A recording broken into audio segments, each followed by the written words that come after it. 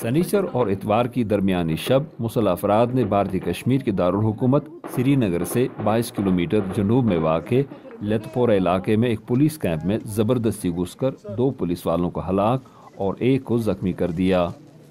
عہدیداروں کے مطابق بھارت کی وفاقی پولیس فورس CRPF کی 150ویں بٹالین کے کیمپ پر حملہ کرنے والے فدائین تھے، جنہوں نے فوجی وردیاں پہن رکھی تھیں، اور یہ کہ انہوں نے کیمپ کے اندر گھسنے کے لیے سنتری پر فائرنگ کی اور دستی بم پھینکے۔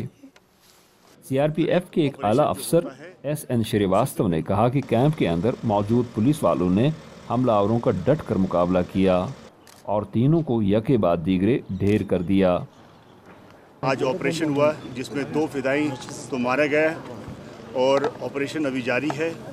اس میں ہمیں دکھ ہے کہ ہمارے 4 جوان شہید ہو گئے، اور لیکن ہمیں ساتھ میں گرو بھی ہے کہ وہ اپنے دیش کے لیے انہوں نے اپنی جان قربان کی۔ تاہم کئی گھنٹے تک جاری رہنے والی جھڑپ میں CRPF کے 2 اور اہلکار ہلاک اور 3 زخمی ہو گئے۔ بعد میں زخمیوں میں سے 1 اسپتال میں چل بسا۔ اس طرح اس واقعے میں کل 8 افراد مارے گئے ہیں۔ نئی دہلی کے زیر نظام کشمیر کے ڈائریکٹر جنرل آف پولیس شیش پال وید نے نامہ نگاروں کو بتایا last 2-3 days the input was coming and they were trying.